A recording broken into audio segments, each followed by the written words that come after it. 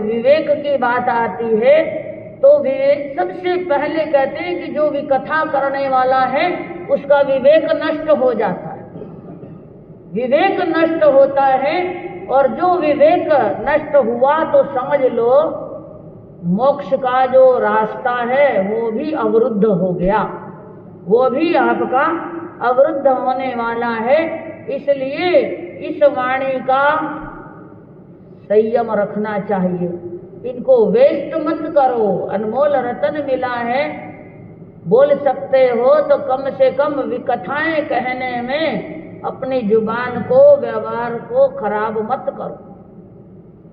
ज्ञानियों ने बहुत अच्छी अच्छी बातें कही, आपको बोलना आना चाहिए। इसके लिए सद साहित्य पढ़ो, आपको शब्द शक्ति मिलने वाली है, आपको बड़े अच्छे अच्छे शब्द मिलने वाले, लेकिन वो पढ़ते तो हो नहीं और बोलने में बड़े होशियार हो जाते हैं। जैसी तैसी मर्जी जो है कथा कर ली, और एक बार करी तो ठीक है, मूवी आपने देख ली तो आपने अपना चिंतन रख लिया, लेकिन बाहर आकर जब तक 10 को नहीं सुनाते उसकी स्टोरी, तब तक चैन नहीं आता है, तब तक चैन नहीं आता है। तो सबसे बड़ी समस्या यही है कि धार्मिक साहित्य पढ़ने का वक्त नहीं है, फुर्सत नहीं है, धर्म कथा सुनने का फुर्सत नहीं है, सत्य कथा कहने का दम नहीं है, और विकथा में अपने आप को करते हुए समय की बर्बादी, अपने मन को मलिन करने में पीछे नहीं हटते हैं। साहित्य पढ़ते हैं तो कौन सा साहित्य? अश्लील साहित्य पढ़ा जाता है। अश्लील साहित्य जो है वो हमारे जहर खाने के समान कहा गया, क्योंकि ये हमारी आत्मा का पतन करने वाला है, विश्व भक्षण के समान है। ये स्वामी विवेकानंद ने कहा है कि जिसके घर में पुस्तकें नहीं हैं, सद साहित्य नहीं है, वो घर शमशान के समान है।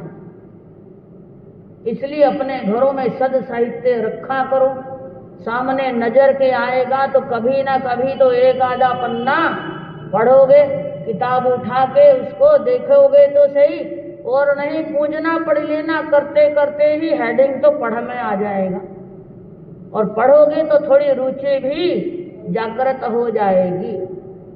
टॉलस्टॉय ने कहा है कि अश्लील पुस्तकें पढ़ना जहर खाने के समान है, ध्यान रखना।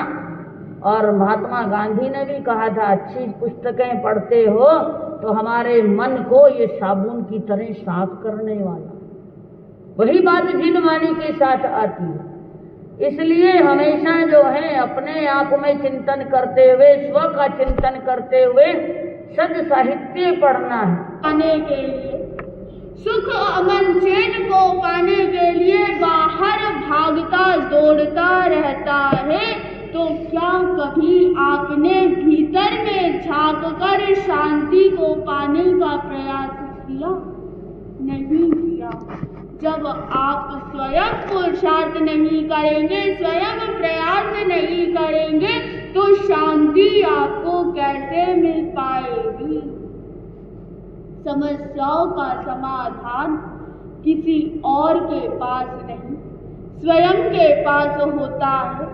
बस चित्त को शांत रखकर सोचने की आवश्यकता है कि इस समस्या का समाधान क्या हो सकता है, तो स्वयं आपकी आत्मा आपको जवाब दे देगी। यदि यह पुरुषार्थ हमारा जग गया, हम अपने इस पुरुषार्थ को जगा लेंगे, तो हमें बाहर भटकने की आवश्यकता नहीं, और ये भटकन पर अटकन भी लगा देगी हमारी इतनी सी सोच। तो इन्हीं शुभ भावों के साथ चंद पंक्तियों से अपनी बात को विराम दूंगी कि दुनिया को तलवार से नहीं प्यार से जीतो, दुनिया को तलवार से नहीं प्यार से जीतो, विष को विष से नहीं अमृत की धार से जीतो, विष को विष से हार से जीतो। आप यदि किसी का दिल जीतना चाहो तो, आप यदि किसी का दिल जीतना चाहो तो फटकार से नहीं अपितु मधुर व्यवहार से जीतो।